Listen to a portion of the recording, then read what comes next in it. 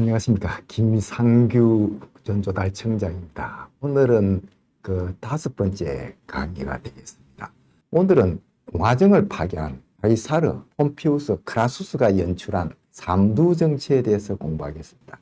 로마 공화정의 멸망 시기를 일반적으로 BC 27년 옥타비아누스가 황제정을 시작할 때로 보는 견해가 많습니다. 그렇지만 학자에 따라서는 BC 59년 삼두정치 때로 보는 견해가 있습니다. 삼두정치는 말 그대로 세 명이서 정치를 지락펴락했다는 거 아니겠습니까? 사실상 이때 망했다는 주장입니다. 삼두정치가 파괴한 것은 로마의 혼합정이었습니다. 혼합정은 왕정, 귀족정, 민주정의 요소가 서로 견제하고 균형을 유지하는 정치체제인데, 그리스 역사가 폴리비우스는 로마가 장구한 세월 동안 위기를 극복해온 힘이 이 혼합정에서 나왔다며 격찬했습니다. 그 로마 혼합정의 3개 주체, 집정관, 원로원, 민회는 서로 견제하면서도 서로 의존하는 관계였습니다. 집정관은 전쟁 경비를 원로원에 부탁해야 했고, 조약을 민회에서 승인받아야 했습니다. 원로원은 법안을 통과시키려면 호민간의 도움이 필요했고, 시민들은 국방과 질서 유지를 집정관에 의존했습니다. 이 체제는 특정 파벌이나 개인이 급속하게 세력을 키워가는 것을 효과적으로 제어했으며, 정치인들이 체제를 마비시키는 거부권을 남용하지 않도록 선도들의 관행, 모스 마이오롬과 사회도덕, 엘리트 간의 상호자제에 의존했습니다. 다만 폴리비우스는 혼합정이 인간 본성 깊숙이 깔려있는 탐욕, 오만, 권력욕에 취약하다고 했습니다. 카르타고를 반면교사로 지적하면서 국가가 성장했을 때 그 시민들이 불가피하게 내면적인 악에 굴복하게 된다고 말했습니다. 어떠한 훌륭한 제도도 인간의 탐욕을 이기기 힘들다는 말이 되겠습니다. 삼두정치는 바로 이러한 폴리비우스의 우려가 현실화된 겁니다. 군주정과 민주정 요소가 결합해서 원로원의 귀족정을 무력화시킨 것이 이 삼두정치였습니다. 로마는 후기 공화정에 들어서서 그라쿠스 형제의 죽음, 술라의 공포제 정치 등 많은 위기에도 불구하고 놀라운 회복력을 보였습니다. 술라의 호민관 근한 축소도 그가 죽은 지 10년 만에 복구되었고, BC 60년대에는 카틸리나 음모 사건을 원로원이 진압을 하고, 또 폼피우스가 동방에서 돌아올 때 평화롭게 돌아왔습니다. 군대를 이끌고 로마로 쳐들어오고 이런 일이 없었습니다. 그래서 로마 시민들은 공화정에 대해서 어느 때보다도 희망을 가지는 그런 시대였다고 할 수 있겠습니다. 그래서 공화정의 궁극적인 몰락이 시스템 전체가 적폐가 오래 쌓여 무너진 것이 아니다. 당시 엘리트들의 무능한 행위가 초래한 참사다. 이런 견해가 힘을 얻게 되었습니다. 이게 대표적인 학자가 에리 그루엔인데 롬스 라스트 제너레이션이라는 책으로 유명한 사람입니다. 그러니까 피할 수 있었던 일인데 기존 엘리트들의 실책으로 삼두정치란 괴물이 만들어졌다는 것입니다. 삼두정치의 시작은 폼피우스의 기왕과 관련이 됩니다. BC 62년에 폼피우스가 5년에 걸친 소아시아 전쟁을 끝내고 돌아옵니다. 5년 동안 이제 폼피우스는 지중해 해적을 다 소탕했습니다. 한때 해적 때문에 로마 사람들의 식량이 위협받기도 했습니다. 그래서 그 당시에 다급하니까 12만 대군과 3년의 기한을 줘서 해적을 소탕하도록 했는데, 폼피우스가 3년이 아니라 석 달 만에 그걸 완전히 소탕을 합니다. 그리고 다시 해적지를 못하게끔 이 사람들을 땅을 줘서 정착을 시킵니다. 그러니까 전후 복구도 굉장히 훌륭했다고 할 수 있겠습니다. 그뿐만 아니라 그렇게 빨리 이제 그 일을 끝내니까 다시 업무를 줬는데, 그게 동방전쟁이 아직 끝나지 않고 있었어요. 미트라다테스 전쟁이. 그걸 이제 폼피우스가 다시 맡겼는데, 미트라다테스 전쟁을 종결하고 그 당시에 시리아가 무정부 상태에 있었습니다. 그걸 로마 속주로 편입해서 로마 국경을 유프라테스 강까지 확장을 했습니다. 그리고 아시아 지역의 평화와 안정을 보장하면서 로마의 국부를 70% 이상 내렸습니다. 실로 BC 60년대는 폼피우스의 시대였습니다. 그러면서도 그는 겸손하게 처신했습니다. 이탈리아에 도착하자마자 거의 군대를 해산합니다. 그는 군대를 이끌고, 옛날 술라 그랬어요. 이끌고 로마 문턱까지 가서 대병 토지 보상 등 자신의 요구를 관철할 수 있었지만 자제했습니다. 그리고 로마의 정치적 관례에 따를 것을 분명히 선언합니다. 그는 권력의 절정에서 권력을 내려놓았습니다. 아마 진정한 로마 귀족이 되고 싶었는지 모릅니다. 그 요구가 있었는데 그 요구는 아시아를 정벌한 장군으로서 당연한 것이었습니다. 9년간 그를 도와서 전쟁에서 승리했던 수많은 장병들의 퇴직연금인 정착지를 주고 자신이 세우는 동방의 질서, 그러니까 왕국의 경계를 정하고 또 왕들의 인사를 자기가 했습니다. 그 인사를 승인해 달라는 것이었습니다. 그러니까 옛날은 로마는 현장에 있는 사람 의견을 굉장히 존중했습니다. 현장을 모르는 사람이 어떻게 판단하겠습니까? 그래서 현장에 있는 그 폼피우스가 다 정한 거죠. 왕들 인사까지 다 정했는데 이런 데 대해서도 당시 원로원 귀족들은 이게 무리한 요구가 아니었습니다. 그런데도 반대를 했어요. 당시 원로원 귀족들은 뭔가 자기들 스스로 자신감이 넘쳐 있었습니다. 그 직전에 BC 64년에 카틸리나 국가 음모 사건을 자기들이 스스로 진압을 했습니다. 폼피우스 없을 때. 그래서 스스로의 단결력에 도취해 있었고, 그렇지만은 카틸리나는 폼피우스는 상대가 되지 않는 그런 약체의 인물이었습니다. 집정관 선거에서 3분이나 떨어져 가지고 완전히 파산한 상태였고, 그 때문에 빈민들의 입장을 대변해서 부채 탕감을 주장하고 나선 포퓰리스트일 뿐이었습니다. 그런데도 그 당시 원로원 귀족들은 카틸리나 때처럼 우리가 단결하면 폼피우스도 이길 수 있다, 누를 수 있다 이렇게 생각했습니다. 그리고 어떠한 애무리도 없이 원칙대로 하자며 폼피우스를 갖다가 옥죄었습니다. 어떻게 보면 하루 강아지 범 무서운 줄 모르는 그런 행동을 한 겁니다. 특히 이제 이게 폼피우스 반대에 앞장선 사람은 그 당시에 그 소카토가 귀족들의 영수 역할을 했지만은 직접 폼피우스를 공격하고 나선 사람은 폼피우스가 정벌한 동방 지역의 전임자였습니다. 폼피우스에게 군권을 내준 그 루쿨루스란 장군이었는데 이 사람은 자기가 다 이겨난 전쟁을 폼피우스가 도둑질해 갔다. 이런 주장을 했고 폼피우스가 세운 그 질서라는 게 동방의 질서가 허점이 많다. 그래서 아이템 바이 아이템 심사를 해야 된다. 이런 주장을 했습니다. 근데 루쿨루스는 어떻게 보면 정치인이라기보다는 순수한 장군이었습니다. 그리고 전투에서는 이겼지만 전쟁에서는 지는 그런 장군이었어요. 미트라테스와의 전쟁도 거의 다 이긴 상태에서 마무리 짓지를 못했는데 그 이유가 부하들이 반란을 일으킨 것 때문입니다. 충분한 인센티브를 못 준 거죠. 그래서 반란을 일으켜서 결국 자기가 그 전쟁을 마무리 짓지 못했는데 그걸 갖다가 폼피우스가 쉽게 마무리했다 이런 생각만 가진 겁니다. 자기가 한 그 역할만 강조하면서 폼피우스를 공격했는데 차라리 그 사람이 폼피우스의 승리를 칭찬하고 축하했다면 서로 윈윈할 수 있었을 겁니다. 또 이제 크라수스도 그 당시에 이제 전전긍긍하고 있었습니다. 크라수스는 잘 알다시피 스파르타쿠스 반란을 진압한 장군이면서 로마 제1의 부자였습니다. 근데 크라수스는 기사 계급을 자기 후원 세력으로 두고 있었어요. 그런데 이들 중에 징세 청구업자가 많았는데 지난번 아시아 속주 세금 입찰 시 높은 가격에 낙찰을 받았습니다. 그러니까 이들은 낙찰 가격을 너무 높이 하다 보니까 자신들이 이대로 하면 쫄딱 망할 것 같아 3분의 1만 깎아달라고 크라수스에 업소하고 있었습니다. 그래서 크라수스는 또 자기가 후원자들이니까 이걸 뭐 외면할 수 없고 그들을 받아서 청원을 했는데 히에로도 청원의 도덕적 문제는 있지만은 정치적 조화를 위해서는 필요하다며 지지했습니다. 그런데 가맹 요구도 나름 일리가 있었어요. 동방 지역은 오랜 전쟁으로 궁핍해져 있었습니다. 게다가 폼피우스가 동방에 그 새 정치 질서를 세우는 과정에서 군대 비용이다, 성전 축하금 또 동방의 왕들로부터 많은 공물과 선물을 받았습니다.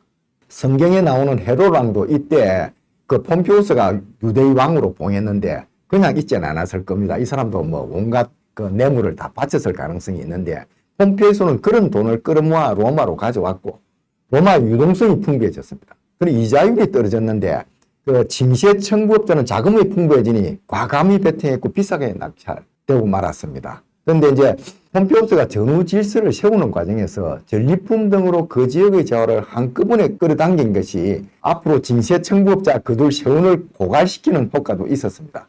또 반면에 풍족해진 로마 국고는 폼피우스가 가져온 돈 때문에 이들 지원할 그 여유자금이 생겼습니다. 이런 국고 여유가 입찰 가격을 깎아달라는 청원의 배경이 된 겁니다.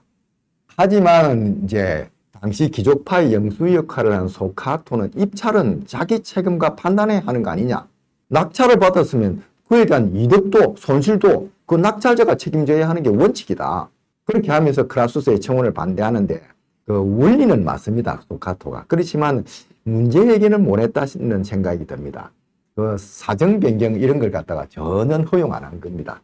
입찰 가격 인하를 안 해서 징세 청부업자들이 속주 착취를 가혹하게 한다면 아시아 속주를 로마의 적대적인 지역으로 만들 위험도 있었고, 또 징세 청부업자들이 부도를 낸다 하면 그 경제적 파장은 로마 경제에 직접적인 충격을 줄 겁니다. 더욱이 어떻게 보면 그 로마 공화정의 핵심 지지층인 기사계급을 적으로 돌리는 악수를 두었습니다. 문제 해결을 하려면 타협이 필요했습니다. 오히려 징세업자들의 요구를 반만 들어주고 자기 책임도 좀 물리고 경제도 살리는 이런 길을 택했으면 어땠을까 하는 생각을 해봅니다. 또 이 두 사람 외에 또 한 사람이 자제를 하고 있었는데 카이사르도 카토의 강경 정책에 굉장히 고통을 겪고 있었습니다. 오히려 카토는 카이사르를 너무 부당하게 대우한 느낌이 듭니다. 카이사르의 요구는 두 가지였어요. 첫째는 스페인 총독 승전에 대한 개선식을 허용해달라는 거하고, 두 번째는 집정관 선거의 부재정에 출마할 수 있도록 해달라는 것이었습니다. 개선식을 하면 거의 전공이 알려지니까 다음 선거에 굉장히 유리해집니다. 그렇지만은 군대 지휘권을 가진 사람은 로마에 들어갈 수 없었기 때문에 부재 출마라는 원로원의 특별 허가를 얻어야 하는 것이었습니다. 그런데 카토는 부재정 출마를 인정하지 않습니다. 그러자 카이사르는 개선식을 포기하고 집정관에 출마해서 당선이 됩니다. 그런데도 원로는 집정관 하고 나면 그 집권 봉산에 대한 대가로 속주 총독으로 나가는 게 관례였어요. 그 속주 총독 자리를 원로원이 정하게 됐는데 그 속주 총독을 아주 나쁜 대로 준 겁니다. 아니 평소에 이 정도로 하는 경우가 없었어요. 이탈리아 내에 목초지라든지 이런 걸 이제 잡림과 목초지를 이제 속주로 줬는데 여기 가갖고는 돈도 한 푼 못 벌고 영광을 위한 전쟁도 할 수가 없었습니다. 그러니까 불만이 생길 수밖에 없었습니다. 그러나 이러한 귀족들이 무조건적인 반대는 서로 싫어하는 해명의 실체를 단결시키는 그런 효과를 가져왔습니다. 다음은 삼두 정치의 결성에 대해서 말씀드리겠습니다. 카이사르는 폼페우스와 크라수스 같은 실세도 자기와 같은 공경에 사는 걸 보고 카토가 바보짓을 하고 있다. 이걸 이제 깨친 겁니다. 이 때문에 이 두 명의 실세를 이용할 제로의 기회가 생겼다. 이렇게 생각한 겁니다. 위기를 기회로 생각한 겁니다. 폼페우스와 그 크라수스가 서로를 미워하지만은 카이사르는 좋은 관계를 유지해 왔습니다. 카이사르는 자기 세력이 약했기 때문에 이 두 사람한테 아부하면서 할 수밖에 없었기 때문에 잘 대해 왔습니다. 그래서 집정관 선거 때부터 두 사람의 지원을 받아왔습니다. 그리고 위대한 장군과 부자를 한 팀으로 만들면 교착 상태에 빠진 로마의 문제를 해결하고 공화국을 자주유지할 수 있겠다. 이런 생각을 하게 되었습니다. 세 사람은 정치적 자산이 많았습니다. 폼페우스는 군사적 영예와 충성스러운 퇴역 군인을 보유했고 크라수스는 로마 최고 부자로 기사계급이라는 후원 세력이 있었습니다. 또 카이사르는 물론 직접적인 가진 건 없는데 청락의 천재였습니다. 그 민중파를 계승하고 있었습니다. 필요시 폭력도 불사하는 행동파였습니다. 그러니까 이 결합이 되니까 힘을 발휘하는 거죠. 세 사람의 동맹결성은 초기에는 대단히 비밀리에 이루어졌고 사적인 협의체 같은 거였습니다. 그런데 카이사르는 이 카르텔을 단단히 하기 위해서 자신의 18살 어린 딸을 43살의 폼페우스에게 시집을 보냅니다. 그런데 이 결혼은 대단히 성공적이었고 수년 동안 동맹의 정서적 초석 역할을 했습니다. 그리고 세 명의 목표는 단순했습니다. 각자 자신의 목표를 추구하되 필요할 때 서로 돕고 서로 방해하지 않기로 합의했습니다. 그들의 목표의 집행 역할은 악역은 카이사르가 맡았습니다. 카이사르는 지난 2년간 아무 문제 해결을 못하는 정치적 교착 상태에 로마 시민들이 절망하고 있고 이를 깨뜨린다면 관습을 벗어난 변칙적인 방식도 용인될 거라 확신했습니다. 또 세 사람은 자신들의 권력을 더 공고히 하기 위해서 키케로도 네 번째 파트너로 영입하려 했습니다. 대중연설을 잘하고 온건한 완로원 의원과 기사계급의 영향력이 있었기 때문입니다. 하지만 키케로는 그 제안을 거절합니다. 은밀히 모의하는 삼두 정치는 혼합정의 견제와 균형을 무시하고 헌정질서에 반하는 음모라고 생각했습니다. 하지만 나중에 이 거절 때문에 키케로는 추방당하는 고난을 겪게 됩니다. 다음으로 삼두 정치의 진행 과정을 보겠습니다. 카이사르가 첫 번째 법안은 폼페우스의 퇴역병을 정착시킬 농지법이었습니다. 처음에는 이 법안을 원로원에 제출하고 정적들을 자극하지 않으려고 최대한 정중하게 되었습니다. 그들에게 먼저 자문을 구하고 제안과 수정을 받아들였고 카이사르는 법안을 큰 소리로 읽은 후 의원들을 한 명 한 명 호명하면서 비판거리가 있느냐, 반대할 조항이 있느냐 묻고 또 공개적으로 폼페이우스와 크라수스의 지지 발언을 요청했습니다. 하지만 카토와 동료 집정관 비블루스가 필리버스터 등 노골적인 방해 전술을 쓰기 시작하자 카이사르는 원론을 제끼고 그라쿠스 행제처럼 민회에 직접 법안을 상정합니다. 그 민회에서도 집정관 비블루스하고 호민관 3명이 거부권을 행사하며 반대하자 군중 중에, 왜냐면 군중이 대병들이 많았으니까 불만이 터져 나왔습니다. 그 순간 카이사르는 폼페이우스에게 다른 제출을 준비했느냐고 물었고 폼페이우스는 허리춤에 칼에 손을 대면서 폭력 사용도 불사하겠다고 말을 했습니다. 그러자 폼페이우스 대병을 중심으로 폭력과 공포 분위기가 조성되었고 반대하는 비블루스는 폭행을 당하고 오물을 뒤집었었습니다.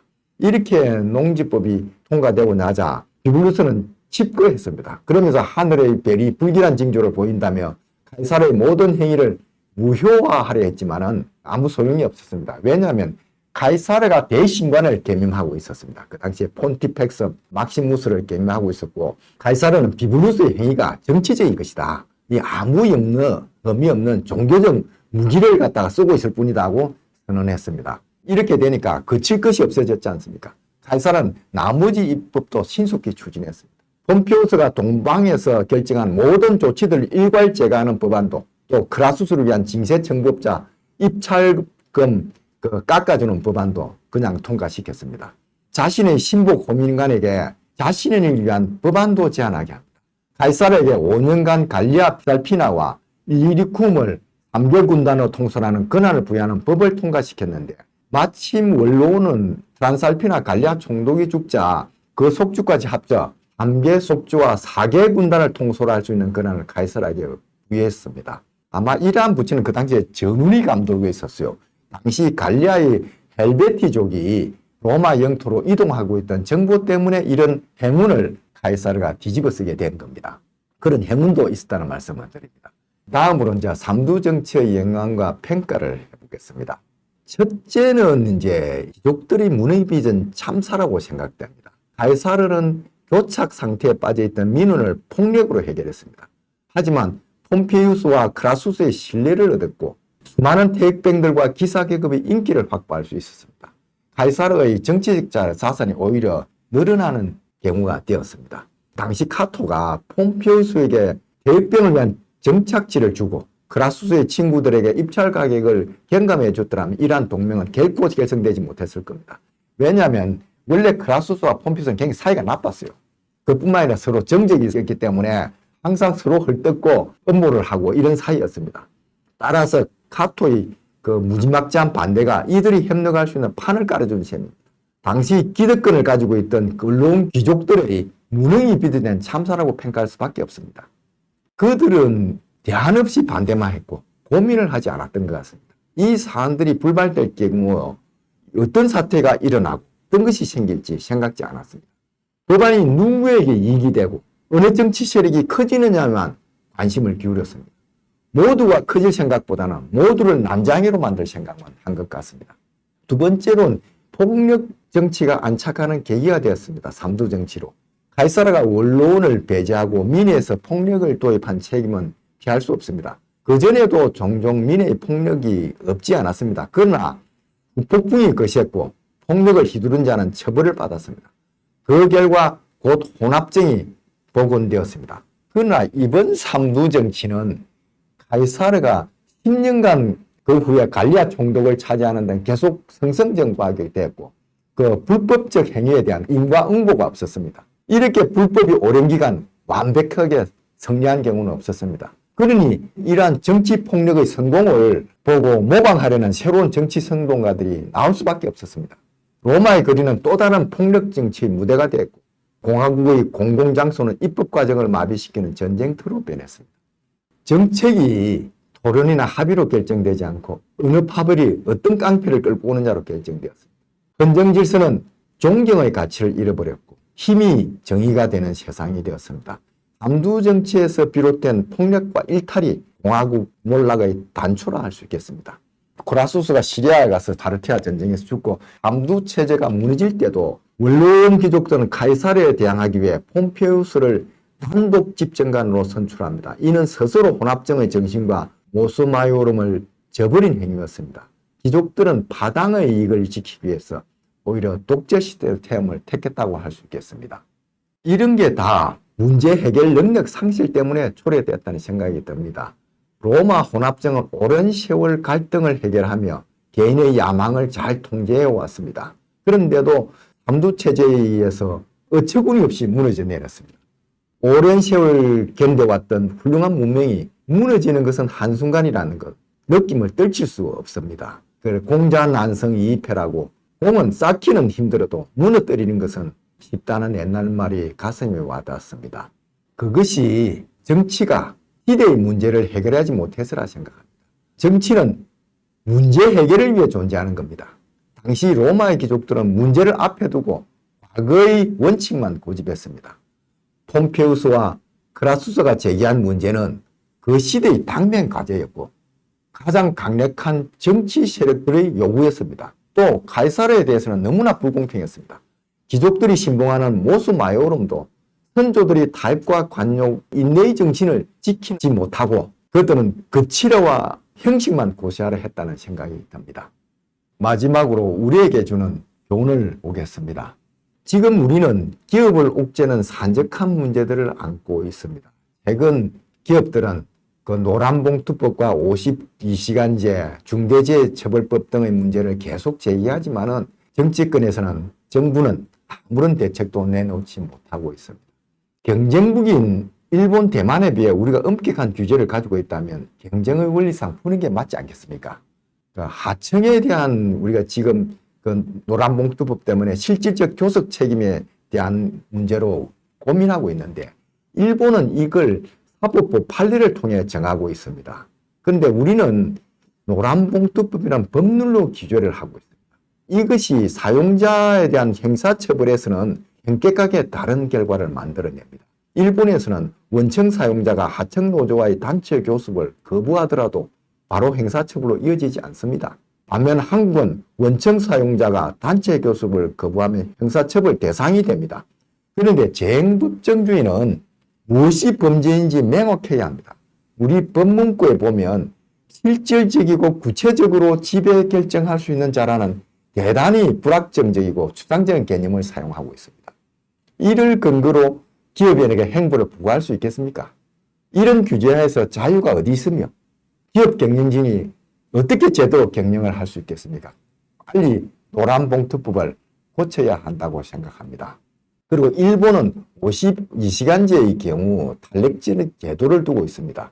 연봉 1,075만 엔, 우리 돈으로 한 1억 원 내 정도 됩니다. 그 이상을 수령하면서 전문직에 종사하는 자, 즉 애널리스트라든지 딜러라든지 그 신기술 및 신상품 연구개발 등 종사자에 대해서는 시간 규제를 면제하고 있습니다. 이에 반해 우리 한국은 연장근로에 대해 노조의 눈치만 보고 결론을 내지 못하고 있습니다. 현장 상황은 다양하지 않습니까? 그래서 모든 법에는 예외가 있습니다. 일본처럼 상황에 맞게 탄력적으로 운용하는 제도를 만들어내야 합니다. 그것이 문제 해결 능력입니다. 문제 해결을 못하면 정권이 붕괴되는 모습을 우리는 로마 사례에서 배웠지 않습니까? 옛날에는 일본을 선진국으로 보고 일본의 제도를 우리가 벤치마킹하려고 노력했는데 언제부터인가 우리는 배우려는 자세가 사라졌습니다. 오만해졌지 않나 그런 생각도 듭니다. 우리가 상속세도 마찬가지입니다. 대주주 할증과세를 포함하면 세계에서 가장 높은 세율을 가지고 있습니다. 미국 등 많은 선진국들은 기업의 경우 운영되는 동안에는 상속세를 낼 필요가 없는 자본이득세로 전환하고 있습니다. 또 영국처럼 주식으로 상속할 경우 50% 할인을 하는 나라도 있습니다. 보수적인 일본도 지금 중소기업을 상속할 때는 상속 시점이 아닌 기업 처분 시 세금을 내게 하는 한시적 특례제도를 운영하고 있습니다. 이게 이제 어떻게 보면 자본이득세를 모방한 내용입니다. 그래도 뭔가 일본은 문제 해결을 위해 노력하고 있는 느낌이 들지 않습니까? 그런데도 우리는 과거의 상속제도를 그대로 유지하고 있습니다. 세계의 흐름에 따라 가지 못하는 무사한 일이며 문제 해결 능력을 상실했다고 볼 수밖에 없습니다. 더욱이 우리 기업주들의 세대 교체가 이루어지는 시기이기도 합니다. 참 안타깝기 그지없습니다. 오늘 강의는 여기까지 하겠습니다. 경청해 주셔서 감사합니다.